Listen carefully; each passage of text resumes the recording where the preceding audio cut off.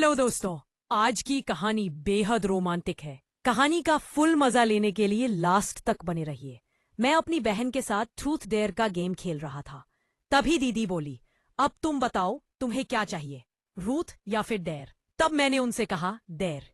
इसके बाद दीदी ने सवाल किया, क्या तुमने कभी किसी को किस किया है? तब मैंने कहा नहीं, लेकिन अगर कोई लड़की तुम्हारी तरह दिखने वाली और तुम री जैसी मिली तो जरूर करूंगा। इस पर दीदी बोली, क्या? लेकिन मैं तो तुम्हारी बहन हूं। इतना सुनते ही मैंने बोला, तो क्या हुआ, ये तो सिर्फ एक गेम है। तो क्या दीदी, अब मैं तुम्हें किस करूं? तब दीदी बोली, हाँ, लेकिन गाल पर। मैंने कहा नहीं, मुझे तो कहीं और चाहिए। अब दीदी गुस्सा हो गई थी और मुझे डांटने लगी, लेकिन फिर भी मैंने हार नहीं मानी, क्योंकि मुझे पता था कि अगर अब मैं रुक गया तो फिर कभी दीदी से बात नहीं कर पाऊंगा। किसी तरह दीदी को शांत किया। मैंने कहा, ठीक है दीदी, गाल ही सही, अब क्या मैं तुम्हें किस कर दूं? तब दीदी ने बोला कि हाँ। तब मैंने दीदी के पास गया और कुछ देर ऐसे ही देखता रहा और मैंने दीदी से धीरे से कहा, दीदी अब मैं छोटा नहीं हूँ, अब मैं बड़ा हो गया हूँ। ये सुनकर मेरी दीदी हंसने लगी, कहने लगी, अच्छा तो तुम अब बड़े हो गए हो, ठीक है मैं तुम्हें अपनी पुरानी पैंटी दे दूंगी। फिर तुम मुझे याद करके इतना बोलते बोलते दीदी अचानक रुक गई। मैं समझ गया था कि दीदी क्या कहना चाहती है। हेलो दोस्तों, स्वागत है आप सभी का हमारी एक और रोमांचक कहानी में। उम्मीद करती हूँ आपको ये कहानी बेहद पसंद आएगी। मेरा नाम रोहित है और मैं बिहार का रहने वाला हूँ। ये कहानी मेरी और मेरी दीदी की है, जो एक सच्ची घटना पर आधारित है। मैं आप सबको ये बताना चाहता हूँ कि कैसे मैंने अपनी दीदी को तैयार किया जबकि उनका मन नहीं था। तो दोस्तों, इस कहानी को दिल थाम कर सुनिएगा। हमारे परिवार में मैं और मेरे पापा और मेरी मम्मी और मेरी एक बड़ी बहन है। मेरे पापा का नाम मोहन राय है और वह एक प्राइवेट कंपनी में काम करते हैं। और मेरी मम्मी का नाम मधु है, वह एक गृहिणी है। और मेरी बड़ी बहन का नाम सानिया है और वह 12वीं क्लास में पढ़ती है। और मेरा नाम तो आपको पता ही होगा।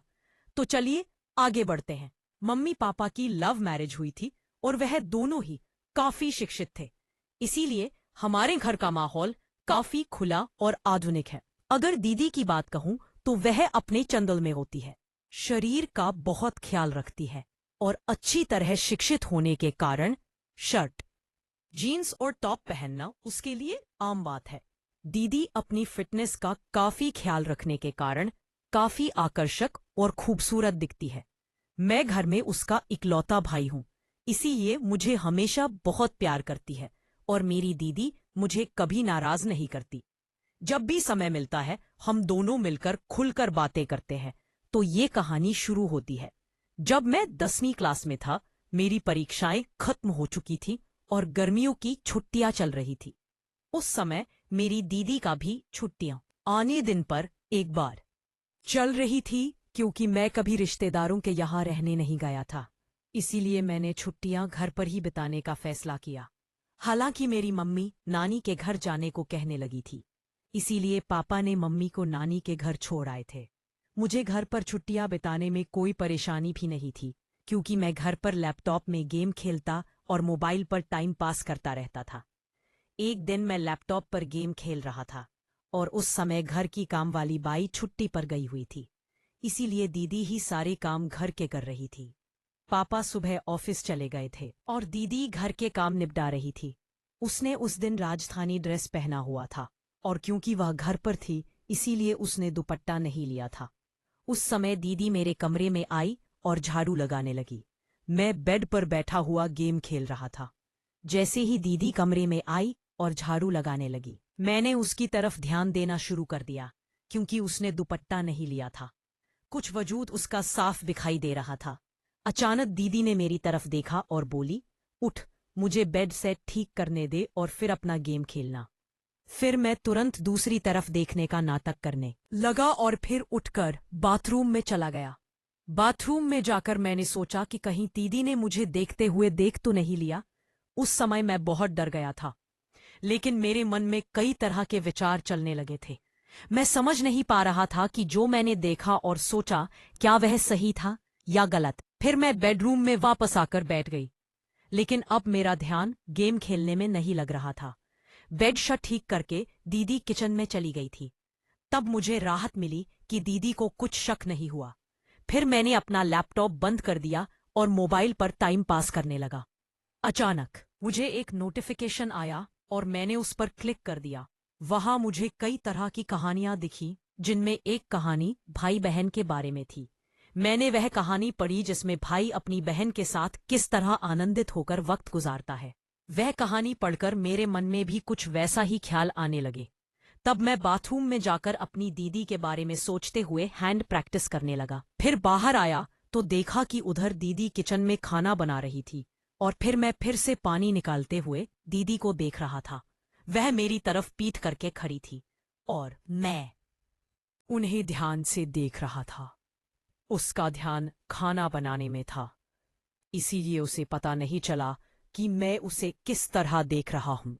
और तभी अचानक दीदी पीछे मुड़ी और मेरी तरफ देखते हुए बोली कि रे रोहित, क्या हुआ, क्या देख रहा है? मैं तो एकदम से घबरा गया और स्थिति संभालते हुए बोला, कुछ नहीं दीदी, मैं देख रहा था कि मेरी प्यारी दीदी कितनी मेहनत करती है सुबह से लेकर रात तक। यह सुनकर दीदी को बहुत अच्छा लगा और उसने कहा, हाँ भाई, कुछ सालों बाद तुम्हारी पत्नी भी आ जाएगी मम्मी की मदद करने के लिए।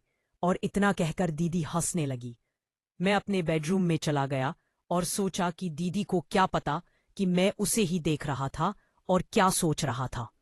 इस तरह दीदी को देखते देखते कुछ दिन निकल गए और तब मैंने सोचा कि सिर्फ देखने से कुछ नहीं होगा, कुछ प्लान बनाना पड़ेगा। ऐसा सोचते सचते शाम हो गई और पापा ऑफिस से घर आ गए। उन्होंने कहा कि ऑफिस के काम के लिए मुझे 10 दिनों के लिए विदेश जाना पड़ेगा। यह सुनकर मैं मन ही मन बहुत खुश हुआ और मैंने सहमति में सर हिला दिया। फिर 3 दिन बाद पापा जाने वाले थे और मैंने ठान लिया कि जो भी करना है इन 10 दिनों में ही करना है, नहीं तो फिर ऐसा मौका कभी नहीं मिलेगा। अगला दिन मंगलवार था। पापा जाने वाले थे, इसीलिए थोड़ी बहुत शॉपिंग करनी थी। दीदी और पापा शॉपिंग के लिए निकलने वाले थे। तब मुझसे पूछा, तू जाएगा क्या? अब मैंने मना कर दिया और कहा, आप लोग जाओ, मैं गेम खेलूंगा। फिर दीदी और पापा शॉपिंग के लिए चले गए और उनके जाते ही मैंने दरवाजा लॉक किया और उनके बेडरूम में गया। मैंने अलमारी खोलकर देखा कि क्या मुझे कोई आइडिया मिलता है। मैंने अलमारी में ढूंढने की कोशिश की तो मुझे दीदी की लिपस्टिक और बॉडी स्प्रे मिला। ढूंढते हुए मुझे दीदी के कुछ कपड़े मिले, उनमें एक ड्रेस मिला। दीदी का ऑफ वन पीस था। उसे देखकर मैंने सोचा, दीदी इस ड्रेस में कैसी लगेगी। ये सोचते सचते मैंने अलमारी में कपड़े ठीक ठाक से रख दिए, लेकिन बेडरूम में दीदी की फोटो देखकर मुझे फिर से कुछ अजीब सा महसूस हुआ। अब मैंने मन में ठान लिया था कि दीदी के नाम पर कुछ भी नहीं होने वाला। अब कुछ करना ही पड़ेगा, तभी मैं शांत हो पाऊंगा। सब कुछ ठीक से समेटकर मैं हॉल में आकर टीवी देखने लगा। तब दीदी और पापा वापस आ गए और वह भी आकर हॉल में बैठ गए। इस तरह वह दिन तो निकल गया और अगले दिन पापा जाने वाले थे। इसीलिए दीदी ने जल्दी उठकर सब कुछ समेट दिया और पापा को नाश्ता देकर घर के बाकी काम करने लगी। सुबह के 8 बजे पापा हमें बाय बोलकर चले गए और दीदी भी घर के कामों में लग गई। पापा का बाहर कंपनी में काम से जाना हमारे लिए कोई नई बात नहीं थी। दीदी जल्दी उठने और पापा को संभालने के चक्कर में नहाने नहीं जा पाई थी। पापा के जाने के बाद सुबह 9 बजे दीदी नहाने चली गई और मैं हॉल में टीवी देख रहा था। अचानक दीदी की आवाज आई, रोहित तौलिया दे दो, मैं बाहर ही भूल आई हूं। मैं तुरंत तौलिया लेकर गया। दीदी ने दरवाजा थोड़ा सा खोला और तौलिया लेने के लिए हाथ बढ़ाया। जब तौलिया के लिए हाथ बढ़ाया तब मैंने देखा कि दीदी के बाल पूरी तरह भीगे हुए थे। उनके हाथ से पानी टपक रहा था और उनके चेहरे और हाथों पर पानी की बूंदें देखकर दीदी मुझे बेहद खूबसूरत लगी। जब दीदी ने हाथ आगे किया तो वह थोड़ा साइड में खिसक गई। तब मुझे वह थोड़ी सी दिखी थी और उस पर पानी की बूंदें भी थी। उसके हाथ जैसे मुझे अंदर बुला रहे थे, लेकिन वह चालाक थी, तुरंत अंदर खिसक गई। ऐसा लग रहा था कि मैं तुरंत अंदर जाकर मैं अपनी दीदी के साथ कुछ प्यार भरे पल बिताऊं। वैसे भी पापा घर पर नहीं थे, लेकिन मैंने खुद पर काबू किया और हॉल में आकर बैठ गया। फिर 5 मिनट बाद तीरी तौलिया लपेटे हुए हॉल में आ गई और टीवी के पास लगे शीशे के सामने खड़े होकर हेयर ड्रायर से बाल सुखाने लगी। मैं और भी ज्यादा परेशान हो गया और उसे पीछे से देखने लगा। जब दीदी अपने बालों में हाथ डालकर हेयर ड्रायर से बाल सुखा रही थी, उसके लिए यह सब नॉर्मल था। लेकिन उसे क्या पता था कि पीछे सोफे पर बैठा लड़का उसे आनंद देने के लिए पागल हो रहा था और उसे पीछे से देख रहा था। मैंने मन में विचार किया कि आज से ही कोशिश करनी चाहिए और मैंने बिना समय गवाए बोला, दीदी तू हमेशा सूट सलवार और राजस्थानी ड्रेस ही पहनती है। तब दीदी बोली, क्यों रे भाई, ऐसा क्या है मुझे जो सही लगता है वह पहनती हूँ, तुम्हें ऐसा क्यों लगता है कि कुछ और पहनना चाहिए? तब मैंने कहा, कुछ नहीं दीदी, कल जब तुम जीन्स और टॉप पहनी थी तो बस यूं ही कह रहा था। तब दीदी बोली, अरे पागल, घर में कौन जीन्स और टॉप पहनता है, बाहर जाना हो तभी तो पहनूंगी ना। फिर मैंने कहा, ऐसा नहीं है दीदी, जब तुम सूट सलवार और राजस्थानी ड्रेस पहनती हो तो थोड़ा उम्र दराज लगती हो, इसीलिए बोला। फिर दीदी ने जवाब दिया कि मैं इतनी खूबसूरत हूं और फिर क्या चाहिए। इतना कहकर दीदी जोर से हंसी और बेडरूम में कपड़े पहनने चली गई। मैं भी हंस पड़ा और टीवी देखने लगा।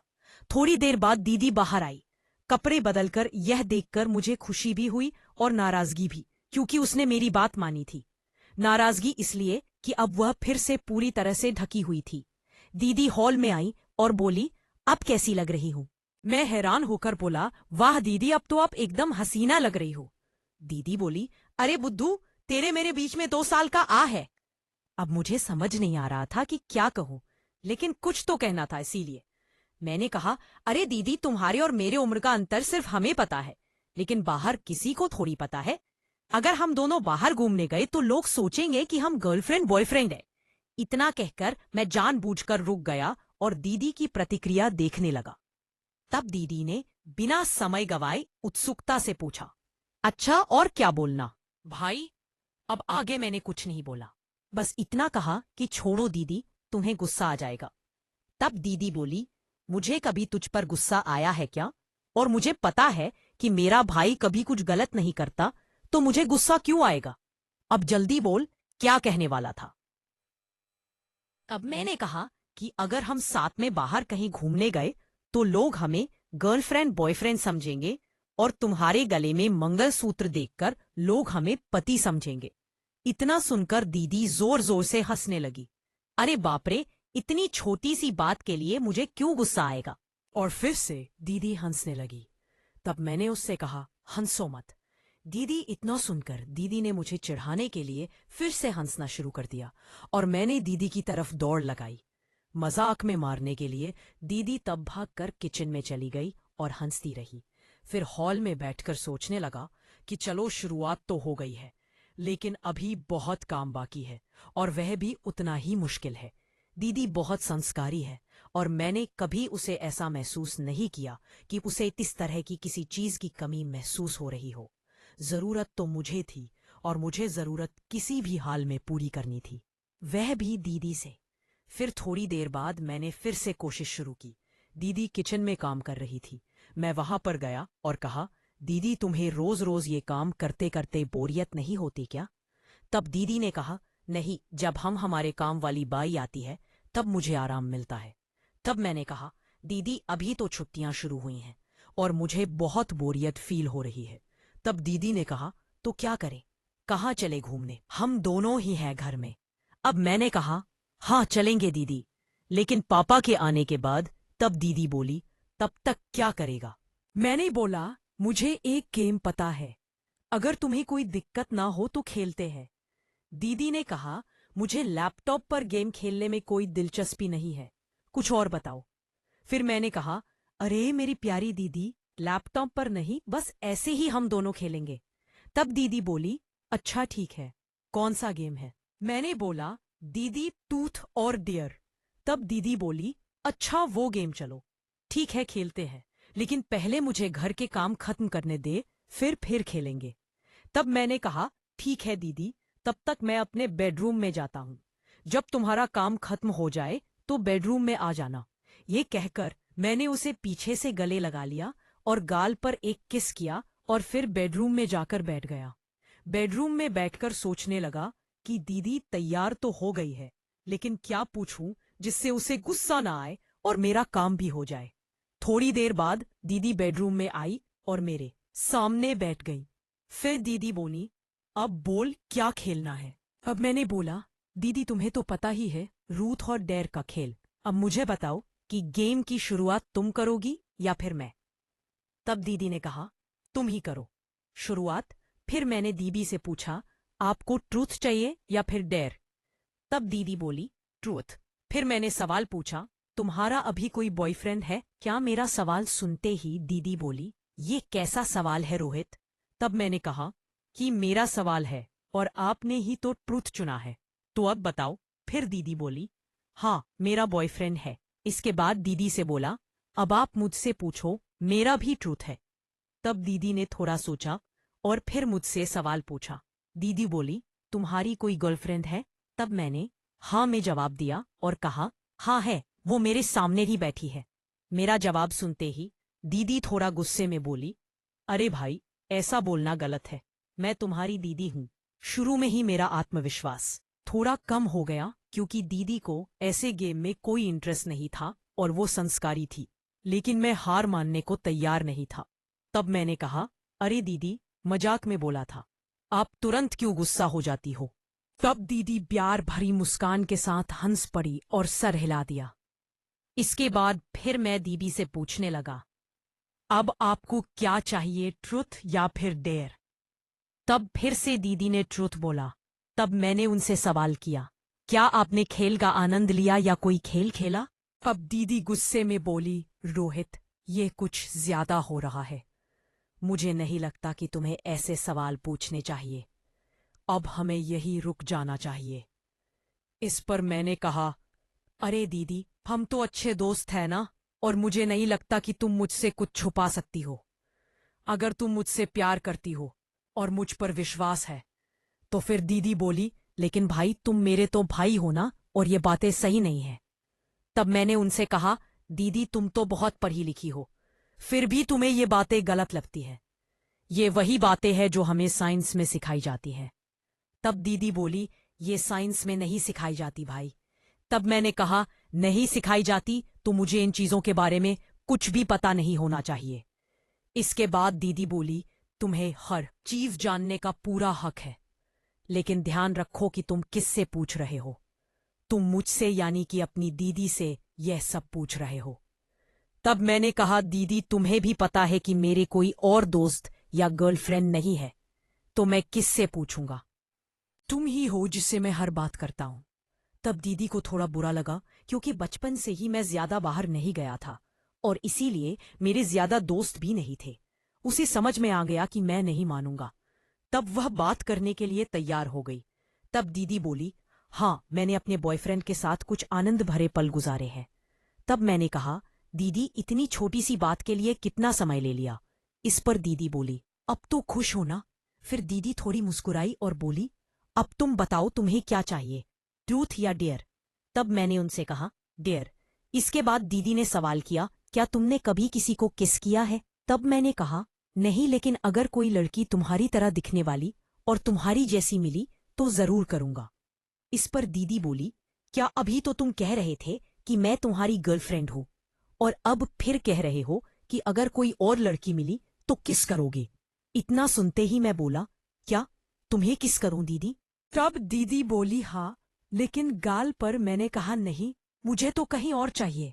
अब दीदी गुस्सा हो गई थी और मुझे डांटने लगी, लेकिन फिर भी मैंने हार नहीं मानी क्योंकि मुझे पता था कि अगर अब मैं रुक गया तो फिर कभी दीदी से बात नहीं कर पाऊंगा। किसी तरह मैंने दीदी को शांत किया। मैंने कहा, दीदी ठीक है, गाल पर ही सही है, अब मैं करूं क्या। तब दीदी ने कहा कि हाँ जल्दी किस करो। तब मैं दीदी के पास गया और कुछ देर ऐसे ही देखता रहा। फिर मैंने वह किया जो मुझे शायद नहीं करना चाहिए था। फिर धीरे धीरे दीदी को मैंने तैयार किया और मैं उन्हें अपनी आगोश में लेने लगा। तब दीदी ने मुझे रोकने की कोशिश की। तब मैंने महसूस किया कि मैं अपनी हदें पार कर रहा हूं। इस समय दीदी की आंखों में नाराजगी और चिंता साफ झलक रही थी। उन्होंने मुझे प्यार से समझाते हुए कहा, रोहित, यह सब बातें एक मजाक तक ठीक है, लेकिन भाई बहन के रिश्ते की एक मर्यादा होती है, हमें उसे पार नहीं करनी चाहिए। मैंने दीदी की बात को गंभीरता से लिया। मुझे भी एहसास हुआ कि दीदी का दिल दुखाना गलत है। मैंने दीदी से तुरंत माफी मांगी और उनसे वादा किया कि अब मैं ऐसा कोई मजाक नहीं करूंगा जिससे हमारे रिश्ते में कोई दूरी आए। दीदी ने मेरी माफी को स्वीकार करते हुए मुझे गले लगा लिया और कहा, भाई, मैं हमेशा तुम्हारी दोस्त रहूंगी, लेकिन हमें यह भी याद रखना चाहिए कि हमारे रिश्ते की कुछ सीमाएं होती हैं। तब मैंने दीदी से कहा, हाँ दीदी, अब मैं समझ गया हूँ, मैं आपको कभी दुखी नहीं करूंगा। इसके बाद हम दोनों ने हंसते हुए फिर से सामान्य बातचीत शुरू कर दी। अब दीदी ने मुझे मेरे दोस्तों के साथ अधिक समय बिताने की सलाह दी और कहा कि जीवन में रिश्तों की मर्यादा और सम्मान बनाए रखना बेहद जरूरी है। इस बातचीत में मुझे यह सिखाया कि मजाक की भी एक सीमा होती है और रिश्तों में आपसी समझ और सम्मान होना चाहिए। हम दोनों ने एक दूसरे के साथ हंसते हुए खेल को खत्म किया और ये वादा किया कि हमारे बीच दोस्ती और प्यार हमेशा बना रहेगा, लेकिन रिश्तों की मर्यादाओं को भी कभी नहीं भूलेंगे। तो दोस्तों, ये थी आज की कहानी। आपकी क्या राय है इस कहानी पर? हमें कमेंट में जरूर बताएं। वीडियो अच्छी लगे तो लाइक करें, शेयर करें, सब्सक्राइब करें। धन्यवाद।